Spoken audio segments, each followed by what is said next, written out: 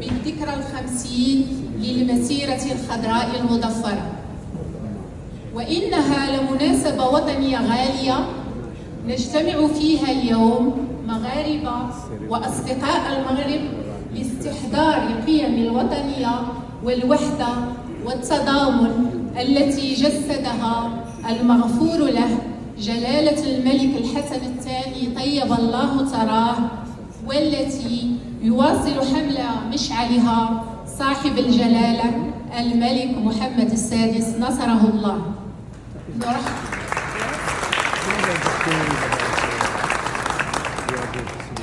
نرحب بكم جميعا ونتمنى لكم أمسية زاخرة بالفخر والاعتزاز والانتماء.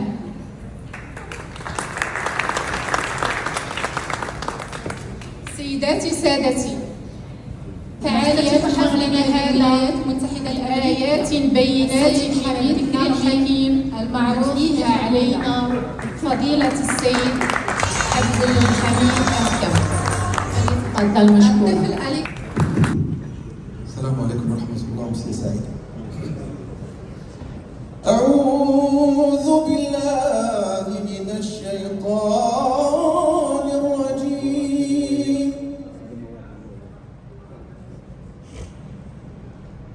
بسم الله الرحمن الرحيم.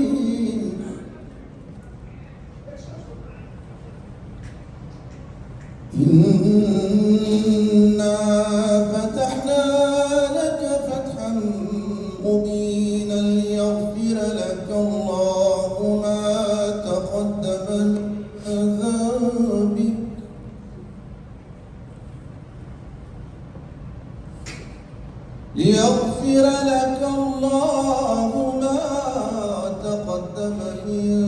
ذنبك وما تأخر ويتم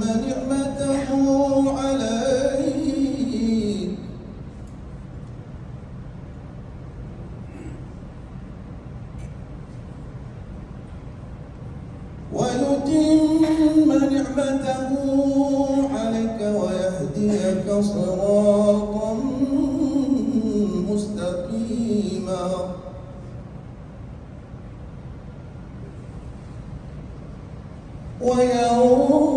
وينصرك الله نصرا عزيزا.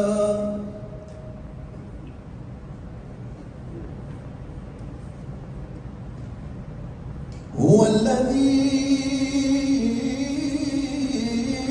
أنزل السكينة في قلوب المؤمنين ليزدادوا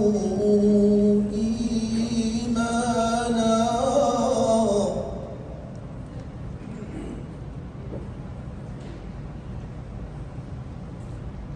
هو الذي أنزل السكينة في قلوب المؤمنين ليزدادوا إيمانا مع إيمانهم.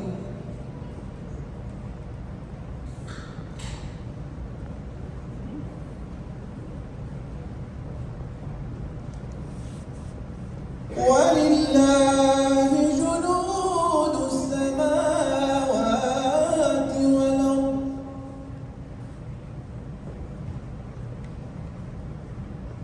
وكان الله عليما حكيما.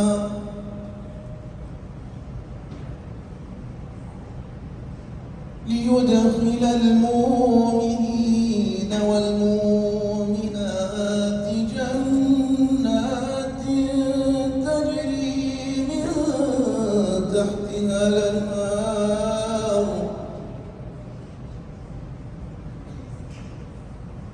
خالدين فيها ويكفر عنهم سيئاتهم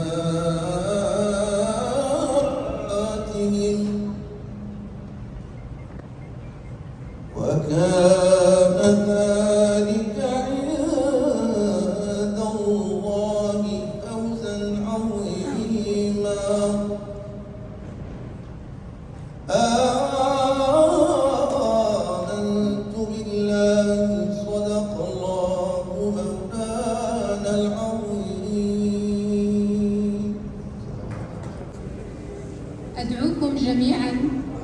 للوقوف إجلالا واحتراما للاستماع إلى النشيدين الوطنيين لكل من المملكة المغربية والولايات المتحدة الأمريكية، تعبيراً عن روح الصداقة التي تجمع بين البلدين واعتزازاً بانتمائنا الوطني.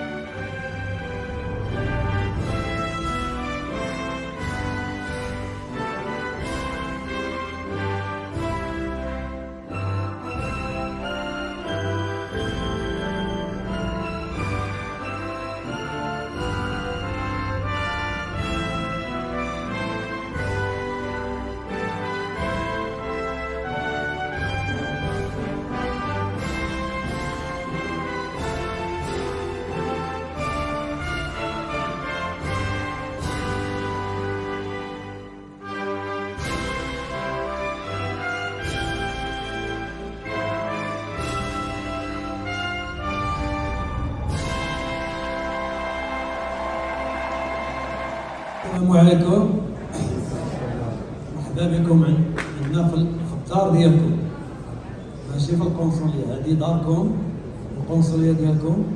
مرحبا بكم جميعا، وحنا فرحانين جدا جدا باش نشوفوكم امامنا، باش نشوفوا هذا العدد الكبير ديال المواطنين ديالنا اليوم اجتمعوا هنايا باش يحتفلوا بواحد العيد ديال المسيرة الخضراء. مرحبا بكم جميعا.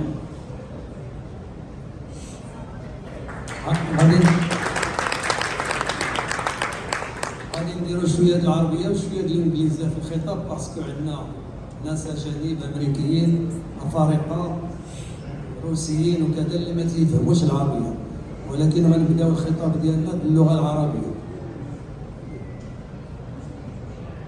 الساده القناصله العامون، السيدات والسادة الأساتذة والأكاديميون والفنانون والإعلاميون، أبناء وبنات الجالية المغربية العزيزة في الولايات المتحدة الأمريكية، أيها الحضور الكريم، يسعدني ويشرفني أن أرحب بكم جميعا في هذا الحفل المهيب الذي نخلد من خلاله الذكرى 50 للمسيرة الخضراء المظفرة، إحدى أعظم المحطات في تاريخ المغرب الحديث، ورمزا خالدا للوحدة الوطنية والإجماع الشعبي.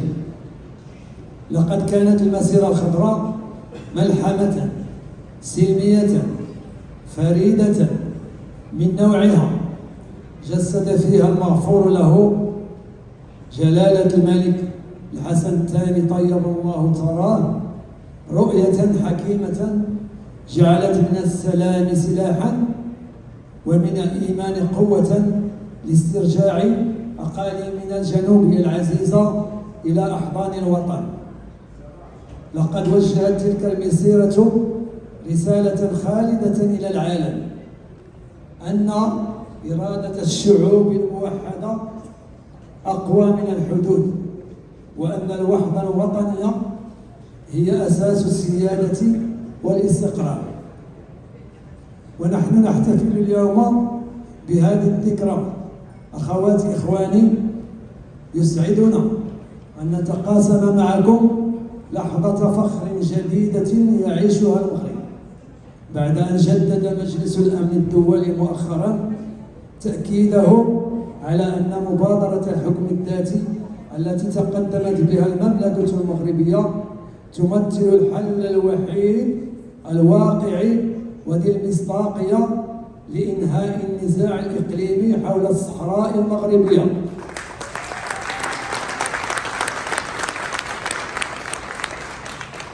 إن هذا الإنجاز يعكس الانتصار الدبلوماسي الذي تحقق بفضل القيادة الرشيدة لصاحب الجلالة الملك محمد السادس نصره الله، وبفضل دبلوماسية وطنية نشيطة وثابتة جعلت من المغرب شريكا موثوقا ومسؤولا في خدمة السلم والأمن والتنمية. معنا هنا مجموعة من الفنانين التشكيليين مغاربة وأمريكيين ارتأوا أن يحتفلوا معنا في هذه المناسبة المجيدة، وارتأينا نحن كذلك أن نكرمهم بهذه المناسبة.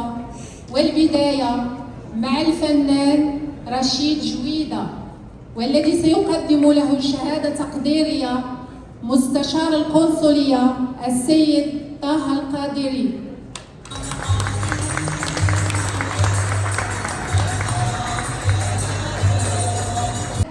بالسيدة إيرينا فيلوفا،